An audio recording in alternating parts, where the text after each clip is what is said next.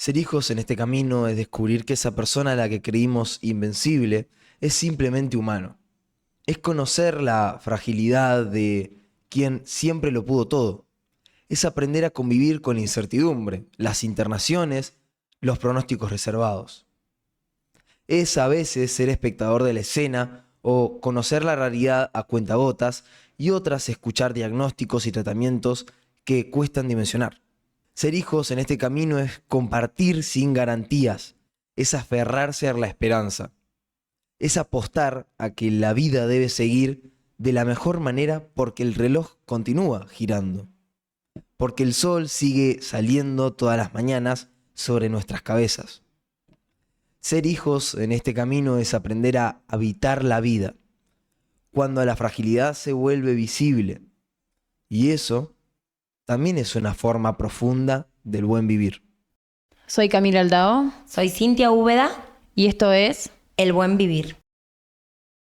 Bienvenidos a este segundo capítulo del Buen Vivir, este capítulo que llamamos Hijos, esa forma temprana de la valentía.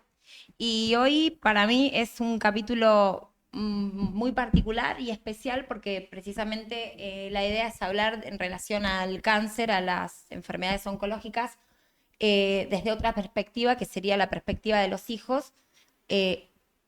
Estoy acá presente con dos de mis hijos, Agustín y Samir, y me toca también muy de cerca porque personalmente a mí no solamente me tocó, o sea, vivir la experiencia de ser paciente oncológica desde la perspectiva de mi persona, sino que también como hija de una persona que también fue diagnosticada con cáncer, con el mismo diagnóstico que tuve yo también, cáncer de esófago.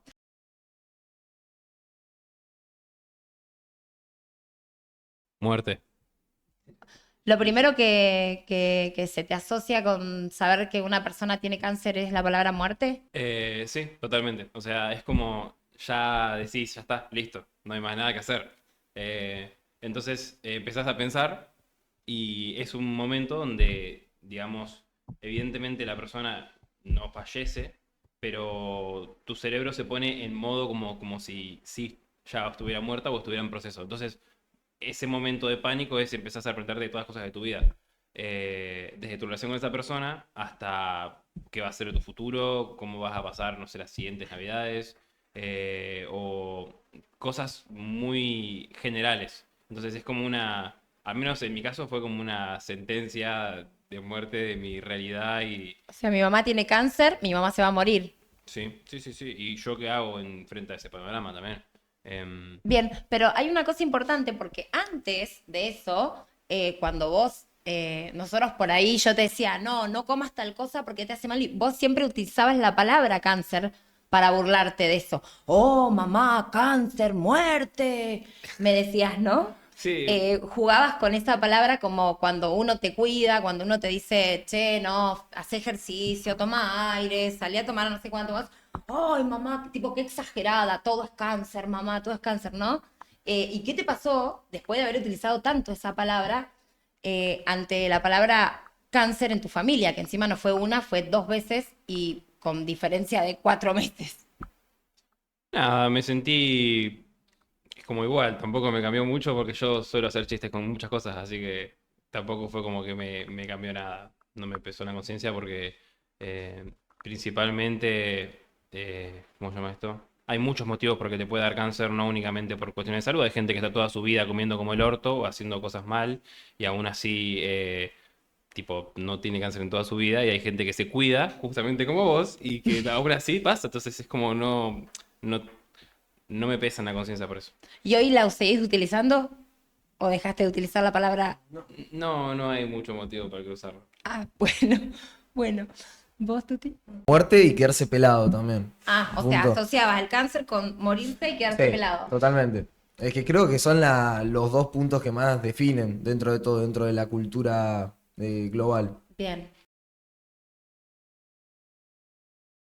Pensando en cómo comunicar el diagnóstico, cuando a mí me diagnosticaron me pasaron muchísimas cosas en la cabeza, que era cómo decírselos. Primero, en el caso tuyo, Samir, es que vos no estabas acá, estabas estudiando afuera, y yo sabía que decirte tengo cáncer era directamente joderte el estudio, el momento de tu vida, tu juventud, que se supone que estás estudiando, enfocado en tu historia, ¿no? Y como decirte, bueno, es como correrte de tu foco con algo con lo que yo no quería correrte de tu foco, porque yo quería que siguieras estudiando, que siguieras aprobando las materias, que te fuera bien. Entonces, bueno, ¿qué le digo y cómo esto que yo le digo le va a afectar en esto otro? Porque entendía que no solamente se ponía en juego mi individualidad, mi salud, mi vida, etcétera, sino la vida de ustedes. Y en el caso tuyo, Tuti, antes de decírtelo, lo primero que hice fue hablar con tu papá, y yo esto siempre lo cuento, que en un principio, ¿por qué? Porque te ibas a enterar, porque venías precisamente viendo que yo había dejado de ir al trabajo y me había tomado una licencia, me estaba haciendo estudios, yo que nunca falté al trabajo y nunca me enfermé ni con una gripe, o si tenía gripe me he ido igual, sintiéndome mal a trabajar. Y entonces el desafío era, bueno, ¿cómo se lo digo? Porque se va a enterar, y porque estos diagnósticos, todo el mundo se entera, todo el mundo dice, ah, fulanito está enfermo, tiene cáncer, tiene esto, tiene lo otro. Aunque la gente no lo diga, el resto se entera. Siempre sale, siempre alguien te ve, siempre alguien se entera. Y entonces lo primero que yo hice fue decirle a tu papá, y sobre todo preguntarle y hablar con él de preguntarle si él quería estar presente para comunicárselo a ustedes. Y en ese momento pasó algo que para mí fue muy decisivo, que me dijo, más adelante vamos viendo, y yo le dije, no hay más adelante, no vamos viendo, porque los chicos ya saben que yo no estoy yendo a trabajar, ya me ven, y nada, se los tengo que decir ahora, o estás conmigo para decírselos, o se los digo sola porque es mi enfermedad y son mis hijos, al margen de que sean hijos también de él. Y una cosa importante es que cuando yo recibo mi diagnóstico de cáncer, si bien yo me hice el estudio que vos me acompañaste, Samir, ¿te acordás? Que no podía ir sola, que tenía que ir con alguien. El diagnóstico lo recibo con ustedes yendo para casa, paso por el laboratorio y ustedes, vos y Josefina, estaban sentados atrás, y yo abro mi diagnóstico y quiero que ustedes estaban peleando, discutiendo por alguna cosa, tipo correte, bueno, las cosas de siempre de ustedes. Y, y yo lo abro y ustedes estaban atrás, y en mi diagnóstico decía carcinoma, bla, bla, bla, poco diferenciado, y fue como pum, una trompada, y yo no podía decir nada porque ustedes estaban atrás mío. Yo ni siquiera había ido al médico, o sea, en ese momento ni siquiera tenía un médico, sabía que tenía cáncer y no sabía nada más. Y ustedes estaban atrás. Ese fue el momento en que yo lo recibí estando ustedes. Eh, Quiero ahora preguntarles esto, ¿cómo recibieron ustedes, ahora sabiendo todo lo que yo armé y todo lo que pasó en mi cabeza antes de contárselos, cómo lo recibieron ustedes en forma individual? ¿Qué pasó con ustedes? Yo lo sabía desde hace tiempo ya. ¿Ya lo sabían? Yo ya lo suponía hace un montón. Siempre mi primera opción en mi cabeza es tirarme a lo más imposible, lo más arriesgado, lo peor. Bueno, esta vez resultó. Una persona tan saludable, porque sos muy saludable, una persona que se cuida tanto, que de repente deja de salir a correr, o lo que yo consideraba que era la señal más importante, el no querer salir de la cama. No salías de la cama, no se levantaba, no nada, estaba todo el tiempo de mal humor, y la cara de perro.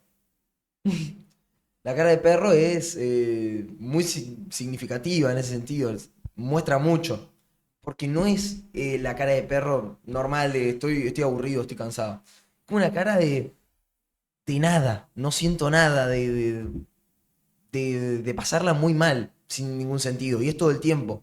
Y claro, ¿cuándo pasa esa idea? Que la tienen normalmente los adolescentes cuando pensamos en la muerte, por primera vez, tipo el momento del final de nuestra vida. ¿Vos pensaste que yo tenía la cara del momento del final de mi Sí, vida? era el momento de pensar en el final de tu vida, no de mañana me muero, sino de me puedo morir mañana como pasado mañana, o dentro de una semana. Y cuando te lo dijimos que estábamos con tu papá, En realidad hay dos puntos, cuando me lo afirman y cuando vos me decís, Tuti, me está pasando algo, me estoy haciendo estudios. ajá. Ahí yo dije, listo, ya tiene cáncer. Enseguida asociaste, me estoy haciendo estudios con tiene cáncer. ¿Y para qué otra cosa te vas a hacer estudios? Ay, pero puede ser A ver, otra pero cosa, qué sé yo. Yo eso sé de la directamente brecha. tiene cáncer. Y si no me lo quiere decir es por eso, es porque es algo crítico en ese sentido. Si no me lo diría, me lo contaría. Pero bueno, y después cuando me lo dijo con papá, cuando me lo dijiste con papá, que ahí, como ya lo sabía, no me impactó mucho. Y esto creo que solamente, ponele que pasará una vez cada 1000 años. Yo me quedé muy tranquilo, sinceramente. Porque por más de que tengas cáncer, un montón de cosas, yo dije, mi mamá no le va a pasar nada con esto, no va a morir.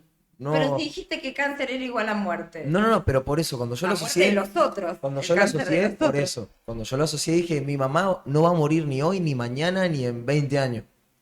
Porque primero no tendría sentido para mí, siendo una persona que tanto te cuidas. Y segundo, era como mi esperanza de no tendría sentido para nuestra vida. No, nos caga tanto a nosotros que no tendría ningún sentido. Maldita Sería, desgraciada. sería Encima muy, se va a morir. No hay sería propósito, demasiado no irónico, hay tan, propósito narrativo de eso, no hay propósito narrativo, no tiene sentido.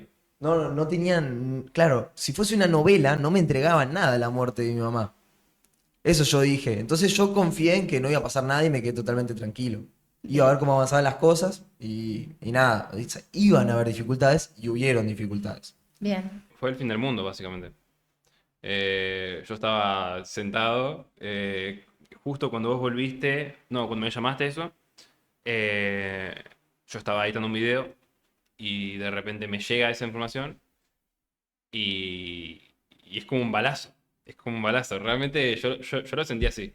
Eh, Muy agarrado de la nada, porque siempre son cosas que uno piensa, bueno, va a venir con anticipación, va no sé qué. No, de hecho, muchísima gente que tiene cáncer es como una cosa que le agarra de la nada, está en su normalidad, lo más bien, por ahí se siente mal, por ahí no, y termina con eso, y es como, bueno, ¿y ahora qué? ¿Qué es eso? Esa es la pregunta. O sea, por lo menos yo soy una persona que necesito tener claridad del futuro, de lo que va a pasar y de las cosas, y de tener sentado, bueno, esto, con esto puedo contar en mi vida.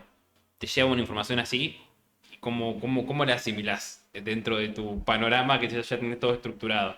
¿Qué haces? Em, entonces, nada, para mí en ese momento fue el fin del mundo, que obviamente cuando vas más, pasa el tiempo y más... eso es lo más importante. Cuando más pasa el tiempo, con todo el tema del diagnóstico y todo eso, obviamente depende del panorama. En tu caso fue para mejor, por supuesto, muchísimo para mejor, pero hay personas que, por supuesto, supongo que va para peor. Entonces, en mi caso, como en ese sentido fue positivo y como en ese sentido, digamos, nada, estás acá todavía viva, como que yo digo, bueno, nada, hubo una luz al final del túnel y no fue únicamente el apocalipsis. Y además, el hecho de tener tantas personas en tu cotidianidad que tienen cáncer y vos no te enterás, o lo tuvieron y vos decís, ¿cómo que tuvo cáncer? Sí, no, tal tuvo cáncer, no sé qué tuvo cáncer. Mucho de la gente que, bueno, que conocemos o que conocimos, o familiares o cercanos, tienen cáncer o tuvieron y ya lo pasaron y vos decís, tipo, ¿en qué momento? Tipo, ¿no debería estar muerta esa persona? Y por ahí Como que no. te tira abajo el relato de cáncer igual muerte. Sí, sí, sí. Bueno, una cosa que queda, que bueno, José no está, pero yo tengo otra hija que es Josefina, y Josefina lo vivió totalmente diferente. O sea, vos, el fin del mundo, vos, mi mami va a sobrevivir.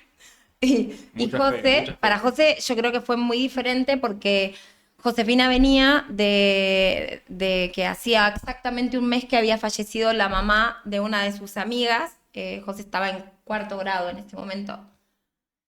No, quinto grado. Estaba en quinto grado y una de sus amigas había perdido a su mamá hacía muy poquito de cáncer y claramente fue como, yo siento que para ella fue, bueno, se murió la mamá de mi mamá también se va a morir y que creo que fue muy difícil para José todo eso. Y además, una de las cosas que yo me enteré, que uno trata de que las cosas no se enteren, pero José ya sabía que algo estaba pasando y un día agarró el celular de su papá y leyó una conversación que yo estaba teniendo con su papá y se enteró de todo por esa conversación, o sea, ella ya sabía también y se lo guardó y a la primera que se lo contó fue a una de sus mejores amigas de qué es lo que estaba pasando, porque había leído una conversación que no debía haber leído, ¿no?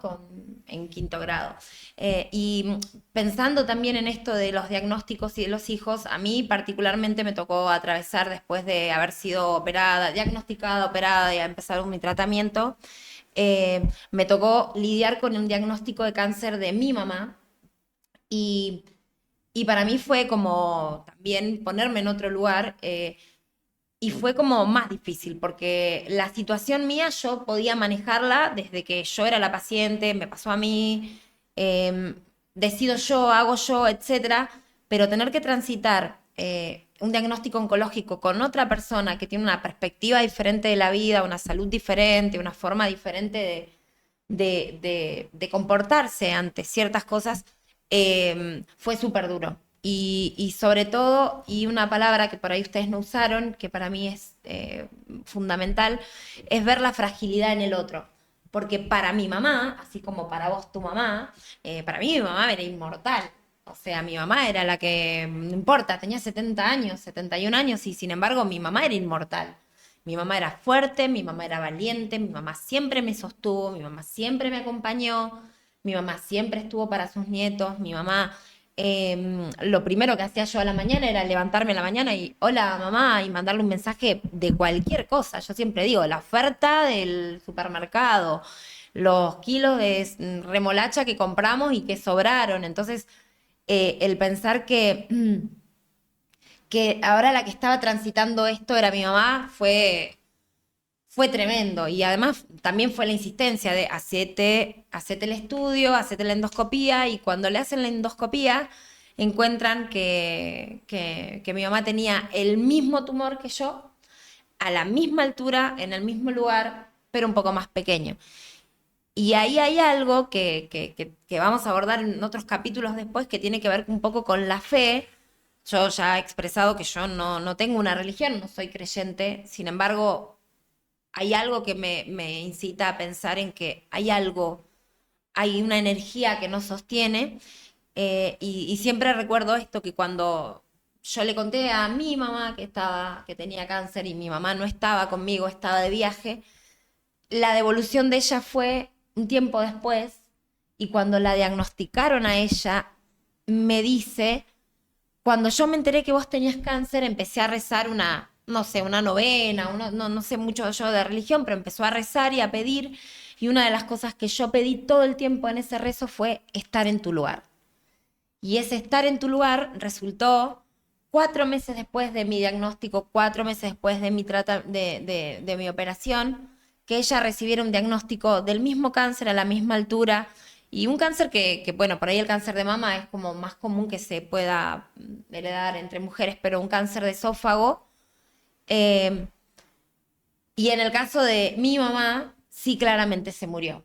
Se murió porque la operación era muy difícil y porque el cuerpo de ella no era mi cuerpo. Ustedes como dicen, no, porque vos eras saludable. Bueno, mi mamá tenía otras condiciones y es muy impactante. O sea, por eso yo pienso esto, si bien a mí me ha tocado experimentarlo desde este lugar de paciente, también me tocó la parte de hijo, y yo la pasé peor como hija que como paciente. Yo siento que para mí fue peor ser la hija de una paciente oncológica que ser una paciente oncológica, porque no tengo el control, yo no tuve el control sobre ella, sobre su diagnóstico, sobre su salud, sobre su perspectiva, sobre su muerte eh, tampoco tuve la posibilidad de manejar los hilos. O sea, yo siento que sí estuve tranquila cuando yo podía decidir, saber y manejar ciertas cosas que con mi mamá no lo pude hacer. No, absolutamente no. Lo mío es más o menos raro, siento yo, por el sentido de que, claro, yo estaba tan tranquilo y todo el mundo me empezó a mirar como con pena. Como Ok. no, tu mamá tiene cáncer, no sé qué. Claro, yo estaba tranquilo, entonces era un desbalance. Como porque tu vida seguía y vos tenías que seguir yendo a la escuela. Claro, y todo el mundo me miraba, los profesores me llamaban a hablar con ellos. ¿Cómo anda tu mamá? ¿Está bien? La Todo. compasión. Eh, Yo tengo mis momentos buenos tanto como malos, en el sentido de, nunca pensé que te ibas a morir, pero dije, puede ser que se quede un rato más. Puede ser que te quede un rato. Un rato más, cosa que no me gusta, sinceramente. Yo te quería ver, claro, por eso que vos dijiste que yo no podía pasar. Y yo no sabía nada de lo que pasaba dentro de la sala. Eso me pasaba, tipo, me quemaba la cabeza. Y me venían a preguntar qué pasa con mi mamá y yo no sabía qué responder. Sí, y lo único que yo decía, está bien, para mí va a vivir. Yo siempre respondí, para mí va a vivir. Tengo la fe que va a vivir. Y no tengo ninguna fe, ninguna religión como vos. Pero yo creía en eso, de que no tenía sentido. Em, Nunca, bueno, sí, una vez me aproveché de que tuviste cáncer, en ese sentido. Te aprovechaste. Para. Si, esto suena mal, pero si yo no siento culpa, ¿no? Suena muy mal ahora que lo pienso, pero no quise hacer una tarea de geografía y supongo que me tuvieron demasiado amor, porque hasta el día de hoy tengo Te ese día. perdonaron la tarea Me porque tu perdonaron- mamá estaba internada. Me perdonaron mi tarea porque mi mamá estaba internada, cosa de que al día de hoy yo digo, bueno, muchas gracias, sinceramente. Usufructuaste con tu mami enferma. Y me miraban con tanta pena que, bueno, yo digo, ¿qué hago? ¿Actúo de forma seria, como si no pasase nada, o me veo el pobrecito también y acompaño un poco al juego? Pero pienso esto, vos, yo estuve como 15 días internada, de los cuales 5 días, o sea, nada más que la abuela podía verme. O sea, vos sostuviste tu vida yendo a la escuela, yendo a todos lados, más allá de lo que pasaba en paralelo, en lo otro. Esa es la idea, ¿no? Ahí entra mi pensamiento de, si yo no sostengo mi vida ahora, ¿cómo va a ser cuando mamá se muera? Ok, Si es que moría, que era un 2% de posibilidades para mí. Pero si es que llega a pasar, pero ¿qué estaba hago? dentro de, aunque estuviera en 2% de las posibilidades, estaba dentro de las Yo digo, ¿qué posibilidades. sucede? Claro, yo me quiero anticipar, al igual que me anticipé a que vos podrías tener cáncer, me anticipé a lo que podría pasar si mamá moría. Entonces empecé a decir, sería una estupidez en ese sentido de decir, dejar de ir a la escuela porque mi mamá tiene cáncer, o dejar de estudiar, o dejar de hacer mis actividades, o deprimirme y tirarme en la cama y comer todo el día llorando por mi mamá. O sea, lo que a vos te sostuvo es seguir haciendo tu vida, que tu vida siguiera. Totalmente. En ese sentido no, y me parecía medio raro. Bien.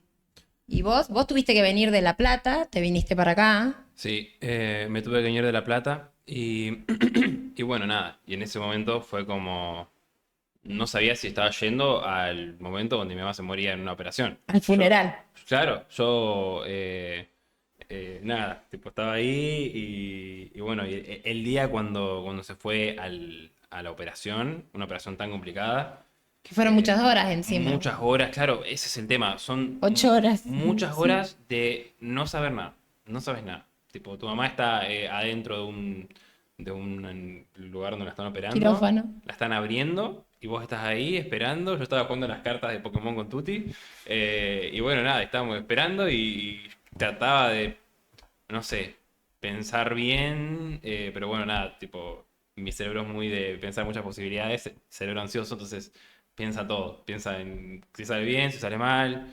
Entonces, bueno, nada, eso fue como ir a un pelotón de fusilamiento para mí. Es como voy a ver si no me llega la bala.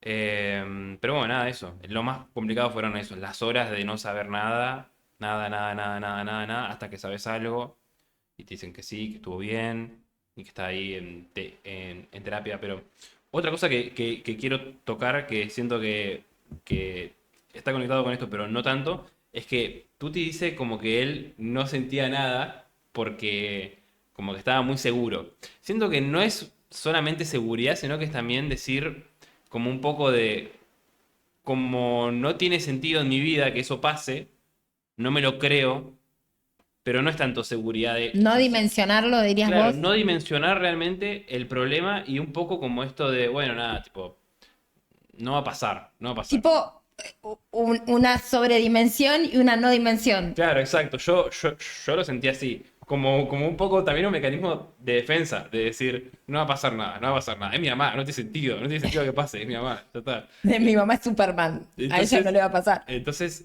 siento que era también por ese lado. No sé si vos estás de acuerdo, Tuti, o es más de que posta en serio tenías la idea de que no iba a pasar nada. Yo, posta, en serio tenía la idea que no iba a pasar nada. Mi mamá, dentro de los Superman, es Superman literal. O sea, dentro de las mamás que podemos decir mi mamá es Superman. Claro, yo puedo decir mi mamá es Superman, pero puede tener los peores hábitos de la historia. Pero solamente porque me regaló un juguete cuando yo tenía 6 años, me creé esa imagen. Ujú. Bueno, mamá no, mamá sí es Superman. Y tipo, ella fue la persona que, por ejemplo, a mí me metió en el gimnasio mi mamá. Mi mamá me decía, mira, no, yo salgo a correr a la mañana. Y yo decía, ¿cómo tiene la cabeza para hacer todas estas cosas? Bueno, y al igual de que ella hacía esas cosas, yo dije, va a poder salir de esto. Es eso. Y también viene el tema, lo que yo utilicé para mi abuela después, para sacar mi conclusión, que es negativa esta vez, que es el final que tuvimos. Fue, no tiene ningún sentido narrativo si mi vida fuese una película. Si fuera No, perfecta, no puede salir tan perfecto esto en esta familia. no puede ser perfecto ni puede ser tan malo, porque si muere mi mamá nos hundimos al pozo. O sea, pero después, claro, viene mi mamá, se salva mi mamá y aparece mi abuela. Y es como un contraste de mi mamá empezó en lo más bajo y fue subiendo de a poco, y mi abuela empezó muy bien con que el cáncer no era tan activo, no era tan fuerte, y fue bajando de a poco, fue decayendo en ese sentido.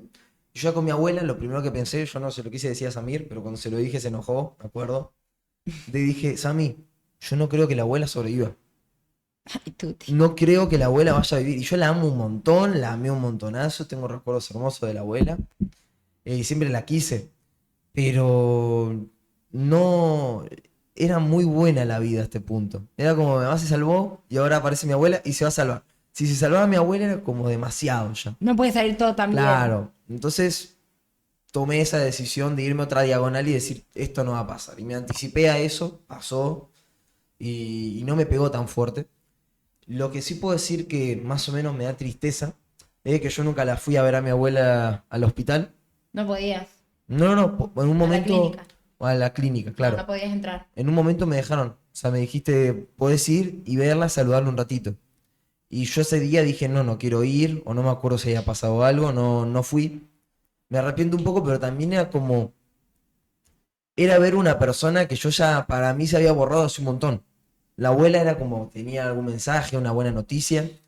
Pero eso de que me había anticipado ya con un mes de que mi abuela ya estaba en el hospital, en la clínica, mi abuela ya no era las.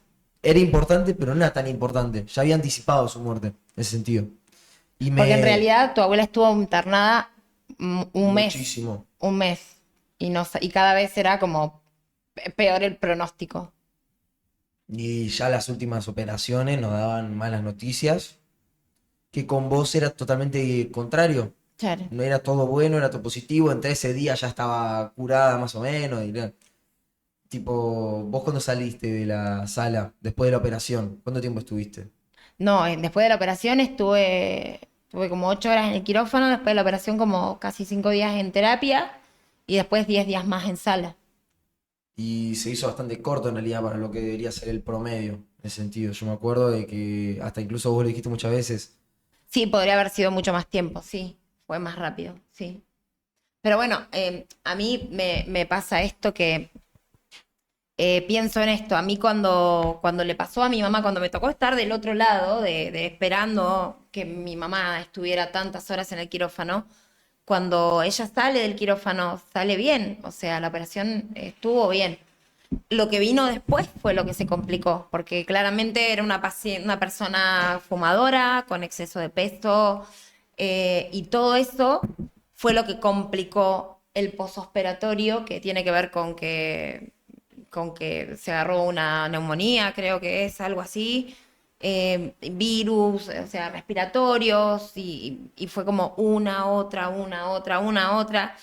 em, que claramente era una operación súper riesgosa, pero bueno, transitarlo a mí desde el otro lado y estar en el lugar de quien cuida, habiendo estado yo ahí, era muy difícil, era sumamente doloroso y más cuando tenés que estar con una persona, con una mamá, un mes internado. Y a mí me pasó, y en lo que vos decís, Tuti, para mí mi mamá también era Superman. Cuando yo era chica, mi mamá fue Superman. Mi mamá fue la que siempre sostuvo, insisto, la que acompañó, la que estuvo. Yo no me hubiera imaginado un final de mi mamá así. Yo me la imaginaba viejita peleando conmigo y discutiendo por, no sé, por el césped, cualquier cosa, ¿no?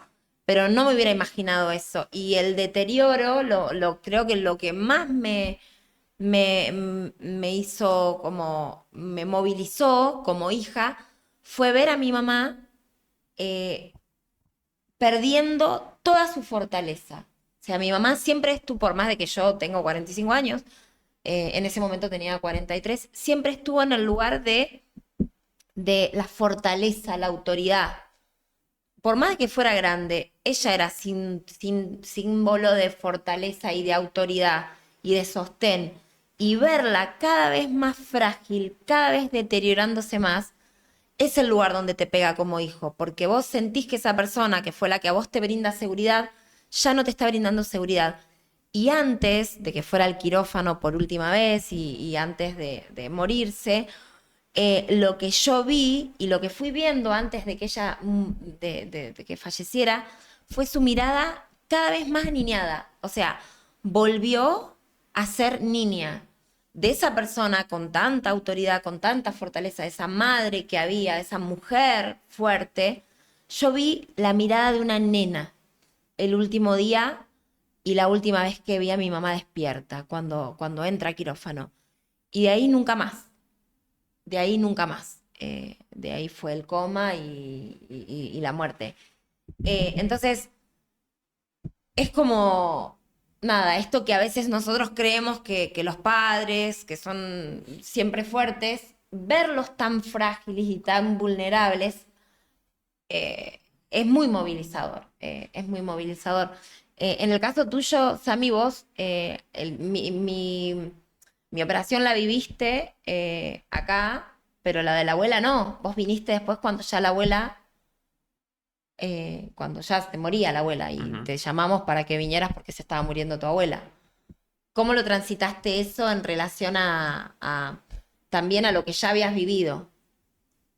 ¿Vos pensaste que iba a ser igual de fácil que con tu mamá? ¿No? Y fue el peor momento de mi vida. O sea, para mí mi abuela era mi segunda mamá. Y obviamente con una relación mucho más distinta a lo que tengo con vos, porque bueno, la abuela es únicamente, tipo, no es tanto esto de una madre que te educa, que tenés un montón de roces, sino que es, tipo, puro amor, básicamente. Entonces, La que te salvaba las papas del fuego. claro, lo que cuando tu mamá es esa figura antagónica, tu abuela es como esa figura de, de amor, únicamente amor y prácticamente sin choque. Entonces, obviamente uno genera un tipo de vínculo distinto. Y bueno, nada, y yo con mi abuela yo vivía con ella prácticamente. Y bueno, esto de todos los días, tipo, levantarme y lo primero que hacerlo cuando la veía en la silla jugando a su juego de la granja, abrazarla por atrás y darle besos. Y bueno, eso. Y todos los días. Y decir, bueno, ahora en 2 meses, en mayo de 2024 cuando vuelva, voy a estar con mi abuela, con mi perra. La vida buena, ¿no? Entonces, bueno, estar ahí y estar lejos con esto de la ida y vuelta con mi abuela, ida y de vuelta, no saber qué va a pasar. Y de repente un día que me dicen, está mal, a las horas me dicen, es muy grave, la están por operar, después está en coma, todo esto en el mismo día, ¿no? Eh, y después de estar dormido y que la persona que estaba al lado mío me despierta porque me están llamando un celular a las 5 de la mañana. Uno en ese momento es el balazo, es el balazo definitivo. Entonces, bueno, nada, contesté y ahí se te cae el mundo, porque en mi caso, ya digo, fue como una segunda mamá y lo sigue siendo. Entonces, nada, es el... Muchísimas cosas se pasan por la cabeza en ese momento y venir de viaje en todo ese proceso, estar yéndome de vuelta para La Plata porque estaba en Buenos Aires, en el tren, llorando en el tren literalmente con toda la gente que alrededor que me miraba. Después en el colectivo también de vuelta, lo mismo. Eh, y llegar y no hay nadie para ver. Tipo, es simplemente funeral. Nada, eso. El fin del mundo. Ahí sí fue el fin del mundo. Ahí no era tipo, bueno, nada, puede ser. No, ahora sí, sí era el fin del mundo. Eso de que dice Samir de la abuela, la figura protectora que te ayuda, yo hasta el día de hoy me acuerdo un montón de cosas hermosas que me decía. Y yo me acuerdo muchos actos de amor o los abrazos y los besitos y cosas así. O algo que hablé ayer con Samir. Un día donde vos me estabas retando, no sé por qué. Y la abuela se levantó de su silla, siempre en la silla sentada jugando al juego de la granja. Se levantó de la silla y te empezó a retar a vos. Y ahí yo entendí que, claro, mi mamá, por más mamá que sea, también tiene una mamá. Mi mamá tiene una mamá. Mi mamá Sí. tiene una mamá y tiene el mismo trato de mamá que tiene conmigo que tiene ella con su mamá, tipo, con mi abuela. Y la encontré a mi abuela cagando la pega a mi mamá por retarme por algo sin sentido. Que probablemente tenía un poco de Tenía sentido. sentido. Probablemente, pero Seguro, poquito. pero porque- es tu abuela. pero te si mi va a abuela se entender. levantó por eso. Eh, y después por ejemplo, con esto de los mensajes ese día en donde mi abuela estuvo en coma, yo me lo acuerdo como un día más donde pasó algo importante en el sentido de, yo estaba estudiando por un examen que tenía el otro día, y era, no sé, no me acuerdo de qué era, pero estaba muy complicado y estaba estudiando. Y llegaste vos, después de no estar en todo el día, porque estuviste todo el día con la abuela, llegaste vos y lo primero que me decís es, vamos a la cama a hablar. Nos sentamos en la cama y me empezás a decir, pasaron cosas con tu abuela, no sé qué. Y en un tiempo me dijiste, está en coma, no sabemos qué va a pasar. Y yo ahí, bueno, nada. Fue un aviso más de tenés que irte a la casa de tu papá, porque no me podía quedar en tu casa. Claro, me Fue acuerdo. por eso también Sí. el aviso de, te voy a llevar a la casa de tu papá, voy a quedarme con la abuela toda la noche. Está en coma. Y eso ya dije, esta ya está muy difícil. Y en el medio de nuestra charla, le decís a mi papá de que nos venga a buscar. O no me acuerdo si nos llevaste, pero creo que le dijiste. No, vino Fede a buscarlo. Sí, Porque vos tuviste que salir rápido porque el doctor te había llamado. claro. Sí. No me acuerdo qué había pasado en ese momento, pero el doctor te había llamado, desesperado, así. Ya eran los últimos momentos del abuelo, ¿no? Todo el resto de la mañana yo me había quedado estudiando. Tipo, hasta Samir dijo, me llegó un mensaje a las 5 de la mañana. Bueno, yo estaba así estudiando. Y claramente costaba un poco en el sentido, che, mi abuela está en la recta final. No queda mucho más. Ni siquiera puedo decirle un chau. Eso me pasaba a mí, ¿no? No le puedo decir, chau, abuela, te quiero mucho. Claro. Y es lo que más me pegaba. Y nada, pues yo tenía que seguir estudiando para poder aprobar mañana, que era lo que yo dije de, Estás ¿no? siempre preocupado por el estudio. Yo estaba muy, Fede. sí, sí, sí, esto me pone en una posición que no me agrada, porque claro, una persona que en un momento tan importante se centra en algo que es importante como el estudio, pero queda por fuera. Lo primero es siempre en este sentido el vínculo, la familia. Y cuando me llega el mensaje de tu abuela murió, yo estaba tirándome en la cama para dormir.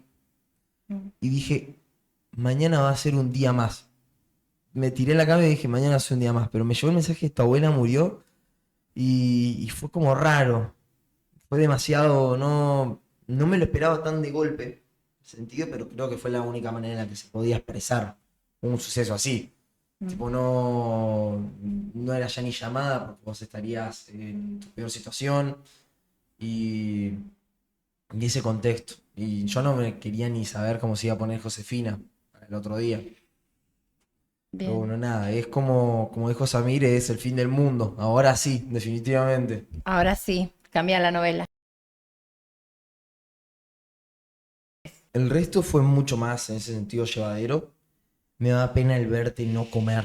No comer, porque básicamente, supongo que ya se sabe, ¿no? Pero en la operación que se hace del cáncer de esófago, se tiene que sacar el esófago y modificar el estómago. Modificando el estómago, Ah, saben un montón, son médicos ya. se modifica el estómago para que conecte lo que queda de la garganta directo, ¿no? Bueno, básicamente eso. Entonces tu estómago queda reducido. Bueno, y eso de no verte comer nada, En un principio era licuado. a licuado puro, a licuado, no verte comer, Y después llegó un momento de comías y te atragantabas porque tu esófago era muy chiquito. Ah, O sea, pasé porque por las etapas de atragantamiento también. Sí, era como un miedo. La gente todo me el veía tiempo. comer y me decía, mastica, por favor, no te quedes atragantada. Claro, claro, era todo el tiempo eso y yo estaba, no sé, me iba a mi pieza y de repente te escuchaba toser. Y digo, bueno, tiro un dado a ver qué sale. Vamos. RCP.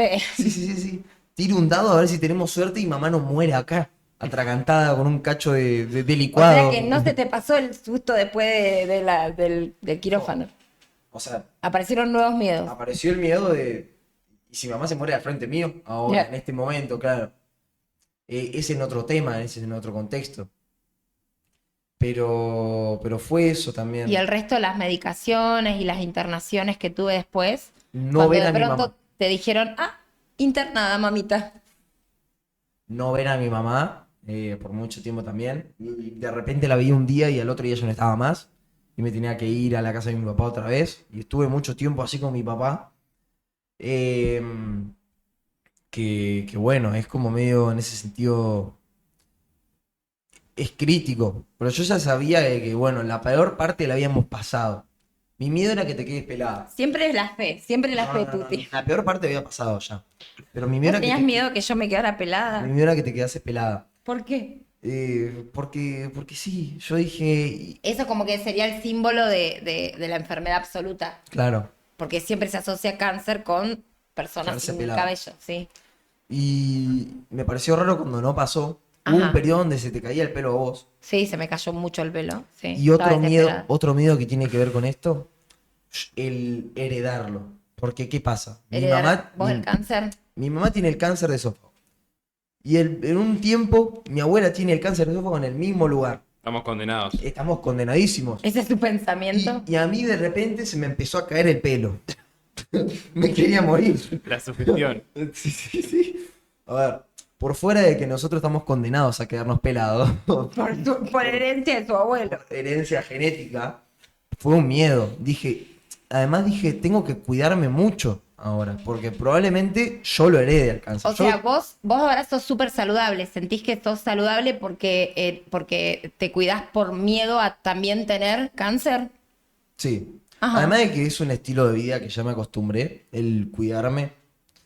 Es también por eso los primeros momentos que yo viví de, che, tengo que cuidarme mucho. Me toca en la vida cuidarme. Me toca en la vida ser una persona cuidadosa, Sana, no fumar. no fumar, no tomar, no hacer nada, hacer ejercicio y comer bien, porque en cualquier momento no la cuento, dije yo. Es un punto extremista, pero es la verdad, son cosas que hay que asumir. Mi mamá cuando salió de la operación estaba tomando licuado de banana todo el día y se No, de tomaba- banana, no, licuado de No, sí. no, no, o cualquier cosa fea. Zapallo Así. licuado. No. Tipo, yo la veía a ella y claro, no es algo a lo que yo quiero llegar tampoco, Ok. ¿no? Nadie quiere. Bien. No me gustaría, pero. No, en mi opinión no está tan bueno. Yo principalmente, algo relacionado a lo que dijo él, es el tema de la tos. Yo te escuchaba toser todo el tiempo, todo el tiempo. Yo digo, esta mujer, tipo, no sé qué le pasa. Se va a morir de vuelta. Y me daba, tipo, como que no me ponía bien escucharte toser así, tipo, y atragantarte de repente. Era súper exagerado. Sí, sí. No, Estaba- estaba en serio.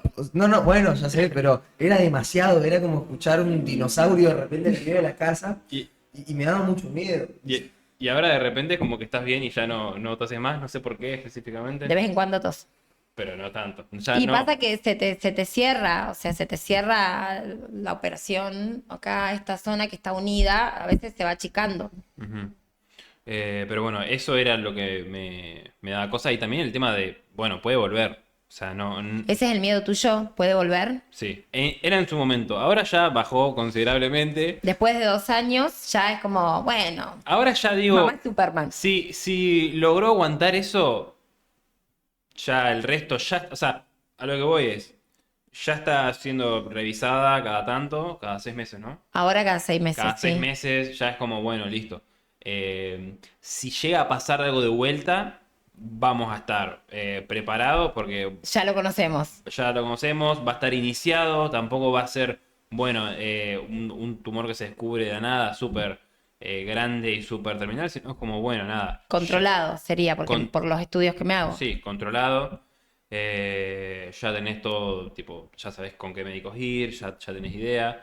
Y bueno, y obviamente no es que queramos que pase, pero por supuesto, si llega a pasar de vuelta, no va a ser el fin del mundo como lo fue en el primer momento, a no ser que se agrave, por supuesto.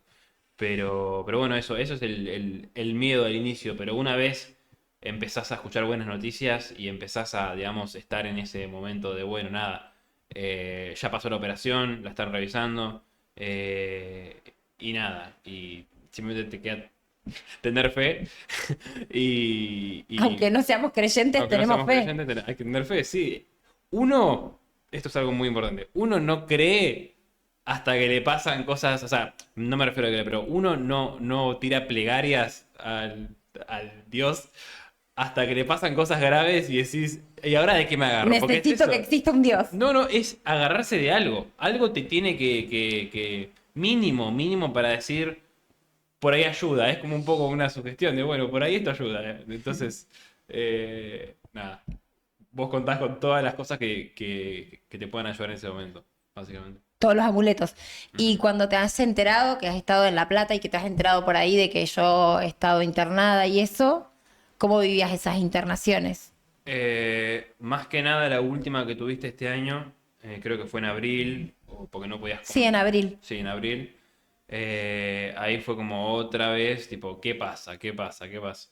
Y eso que no te podían saber qué era, lo que estaba pasando, era como, bueno, nada, otra vez, digamos, estaba todo bien, estaba todo bien, y de repente, no sé si está todo mal, no sé si está todo bien, no sé qué, nada, eso, la incertidumbre. Creo que una de las cosas más complicadas es la incertidumbre. En general, todo lo que engloba el cáncer es la incertidumbre del futuro, de la impredecibilidad de las cosas, porque te agarra de la nada. Y eso.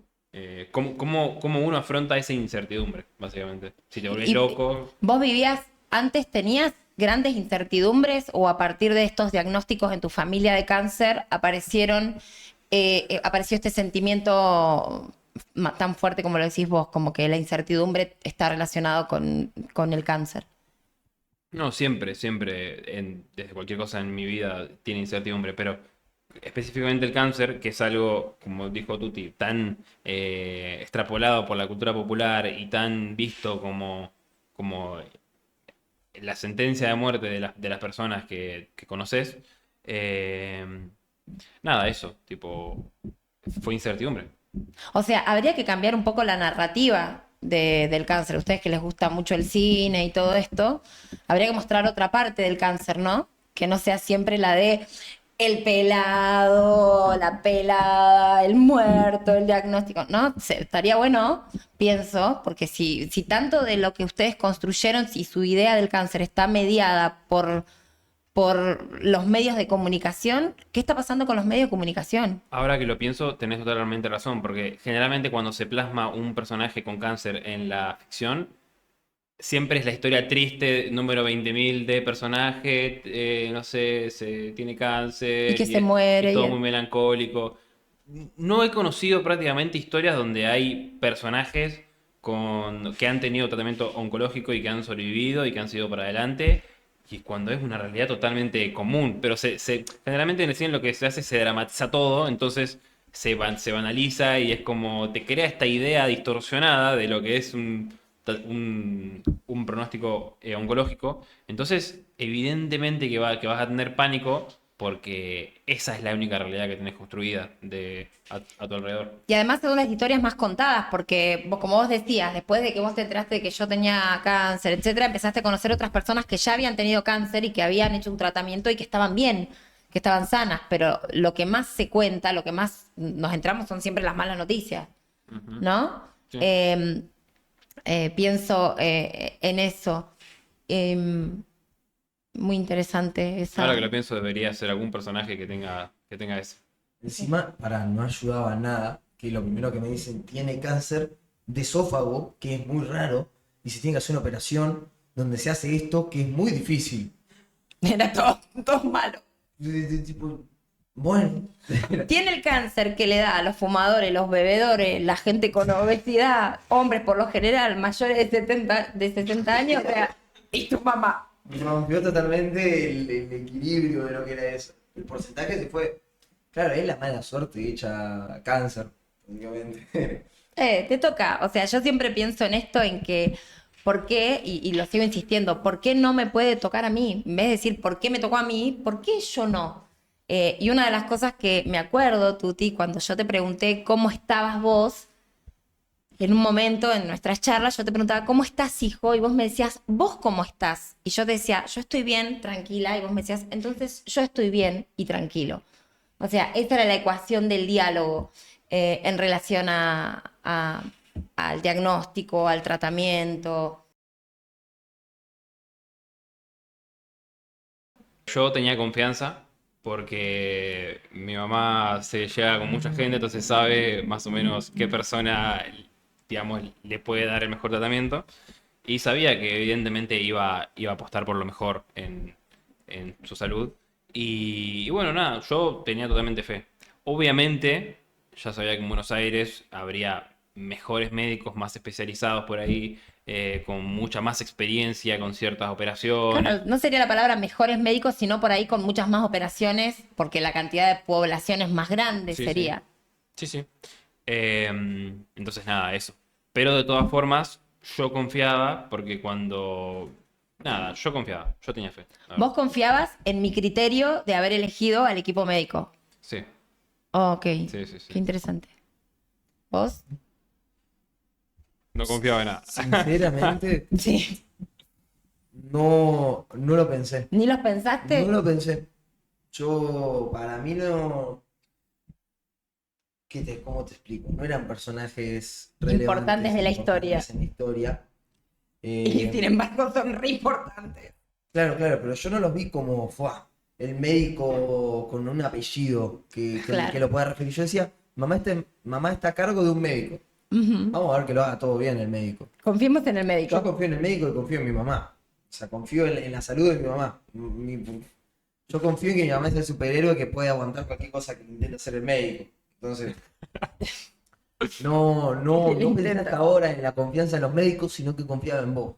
Ajá. Es en eso. Y viste que, pero vos transitaste más que él el tema de mi tratamiento, ir al médico, ir a IMO, ponerme medicación, o sea, eh, vos cómo me veías a mí en relación con todo eso, con esa atención.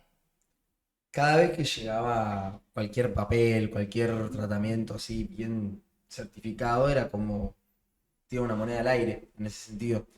Pero ya en un momento donde venía dando todo bien, tengo esto bien, tengo esto bien, tengo esto bien. Incluso cuando descubrimos el cáncer, estábamos viendo porque tenías problemas o algo, no me acuerdo que te estaba pasando.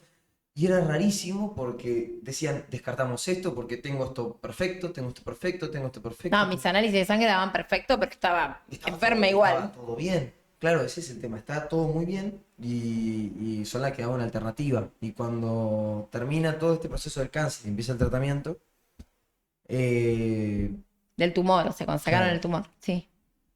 empezó todo de vuelta a ir como esto está bien, esto está perfecto. Era como una lista de descarte. Hasta el día de hoy no lo pensé, tanto lo de los médicos. Y ahora que lo pienso es bastante importante. Ahora que me acuerdo Muy de que, importante. ahora que me acuerdo de que ellos existen es muy importante. Y siento de que mi figura hasta ahora era muy como, gracias a Dios mi mamá se salvó. No. Gracias al médico mi mamá se salvó. Gracias a Dios. Gracias a Dios que no creo encima. No. Pero gracias a los médicos que mi mamá se salvó.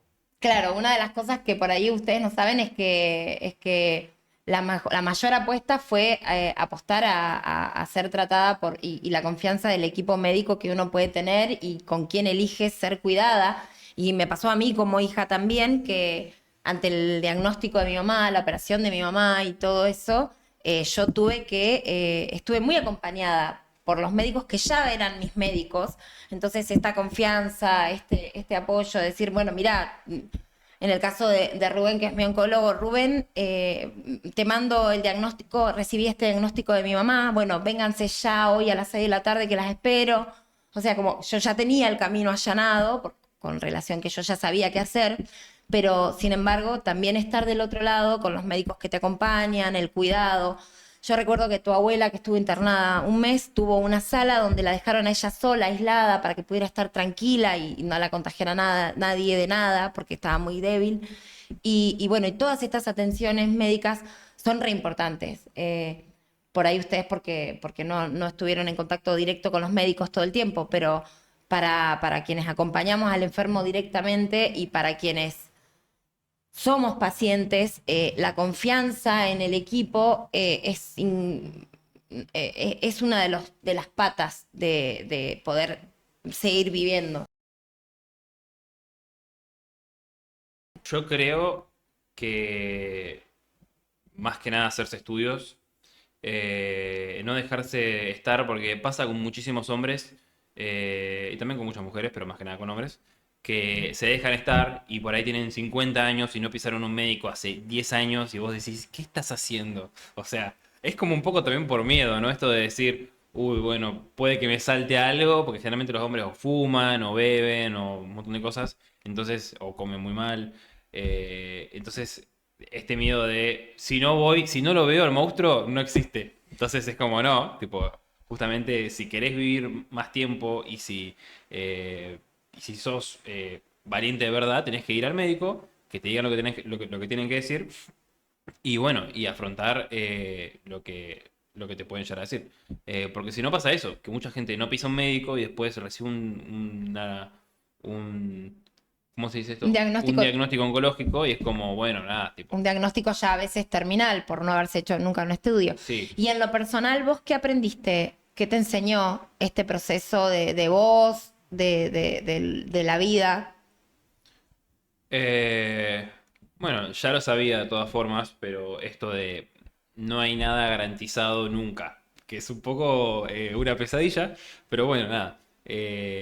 Básicamente esto de decir, bueno, hoy puedo estar bien, saludable, mañana puedo que no. Tus planes no es que mueren tus planes, sino que se adaptan a tu realidad y a tu salud. Y bueno, eso, tipo que lo importante, y justamente uno lo ve de fuera, lo ve de lejos y piensa, a mí nunca me va a pasar. Tipo, eso no me pasa. Y bueno, y pasa, ¿dice? Y aceptar esa realidad y, digamos, saber que el tiempo que uno tiene acá con la gente es limitado.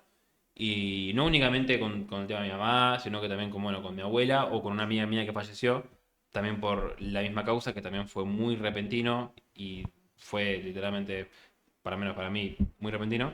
Esto de decir, no sabes, no sabes. Y como no sabes, lo que te conviene es tratar de llevarte lo más bien que puedas con las personas. Entonces, nada, eso.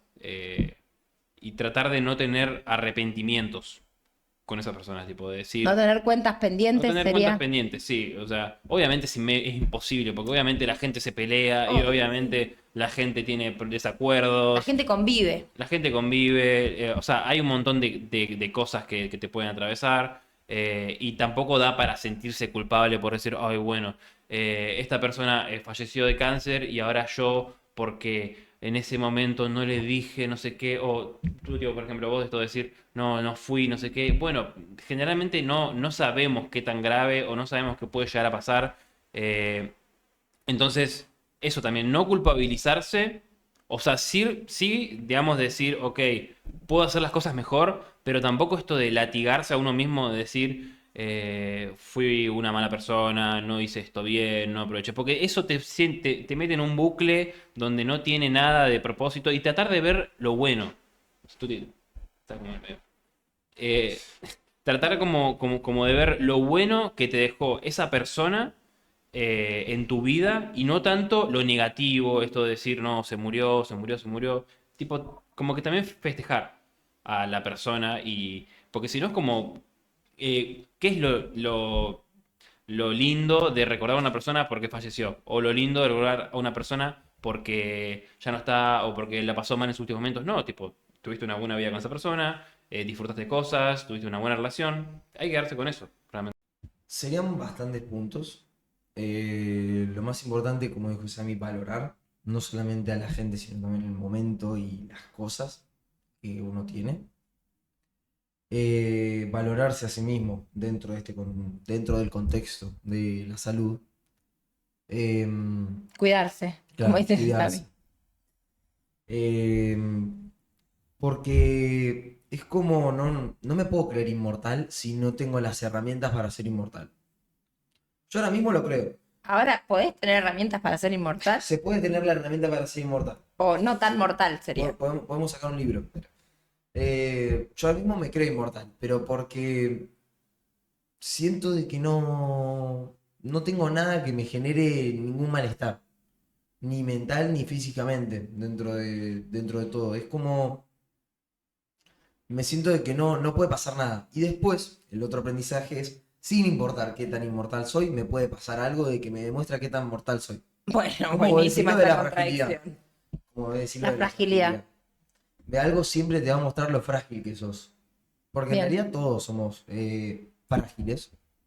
Y sin importar qué tanto o lo escondamos o lo detengamos, ponele, nos pongamos más duros en ese sentido, eh, siempre hay algo que nos llega, siempre hay algo que nos deja demostrarle al resto y a nosotros mismos qué tan frágiles somos.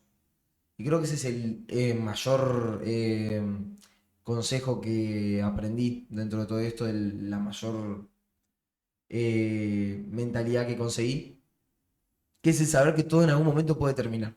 Ok, ¿Y cómo quiero terminarlo? bien. O sea, entonces aprendiste a cuidarte y a saber que todo tiene un final. Aprendí a decir cuándo es un buen momento de morir, se podría decir. Yo hay días donde terminé todo, como dijo Samir, de terminar, no pelearse siempre con el vínculo, no generar tanto problema. Yo tuve muchos días donde dije, hoy es un... Si hoy me muero, Si hoy me muero, yo morí feliz. ok. Si hoy me muero, cumplí todo lo que tenía que cumplir en mi día. Y ese día fue tan importante o hice tantas cosas que funcionó para arreglar todo el resto de tramas que venía teniendo hace años. Todo el resto de problemas o cosas se terminaron en este día. Yo lo resumiría con vivir el día, con las cuentas claras, Saldadas. saldadas. Qué interesante.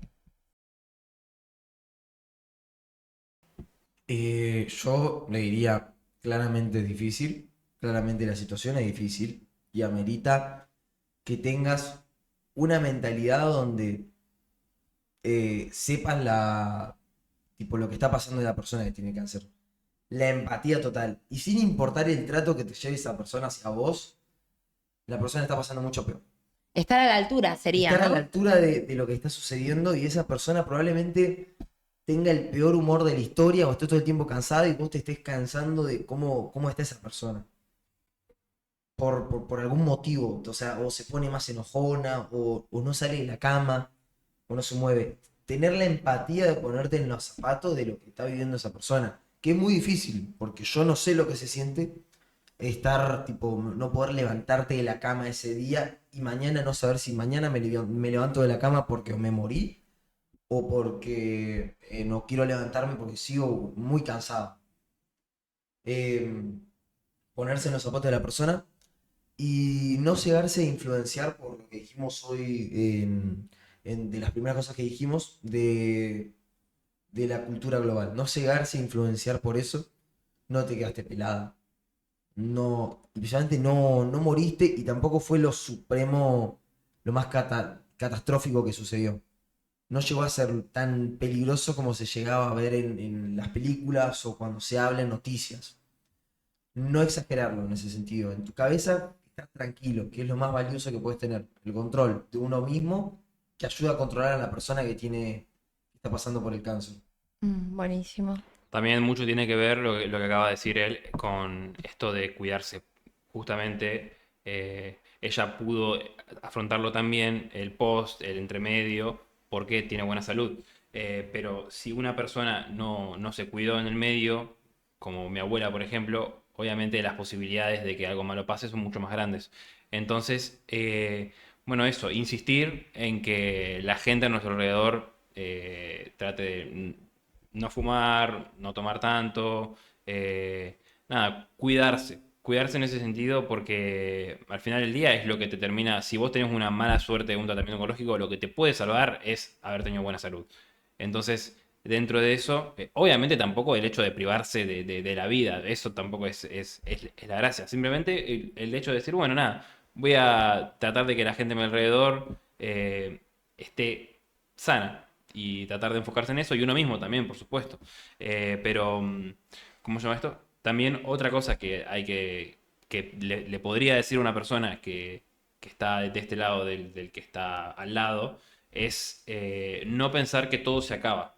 O sea, obviamente es fácil decirlo cuando ya está de lejos, pero el hecho de decir, bueno, nada, o sea, hay mucho por delante, no es una carrera que se termina en 2 segundos, o sea, hay muchos factores que pueden jugar. Entonces, nada, intentar lo más posible, guardar la calma, porque obviamente en el primer momento está bien enloquecerse, es normal, es sano, pero después no maquinarse todo el tiempo porque no te hace bien, digamos, y también, nada, o sea, no sabes lo que puede para el futuro, no sabes si puede salir bien, si puede salir mal, estás en un stand-by, básicamente, eso. Bien. Bueno, muchísimas gracias, sobre todo por haberse animado a hablar desde el lugar de hijos. Creo que es re importante que otras personas puedan escucharlos para saber que hay diferentes formas de ser hijo, porque ustedes son muy diferentes. Si hubiera venido Josefina, también sería una mirada diferente. Y nada, no hay una forma ideal de ser un hijo de un paciente oncológico. Lo que sí es importante es, como ustedes dicen, que hay mucho más camino todavía para recorrer y que, como vos dijiste, Tuti, el diagnóstico de cáncer no es sinónimo de muerte, no debería ser sinónimo de muerte hoy en el año casi 2026. Así que bueno, muchísimas gracias por habernos acompañado y nos esperamos en el próximo capítulo donde vamos a hablar desde otro lugar que tiene que ver con ser padres de una persona que recibe un diagnóstico oncológico.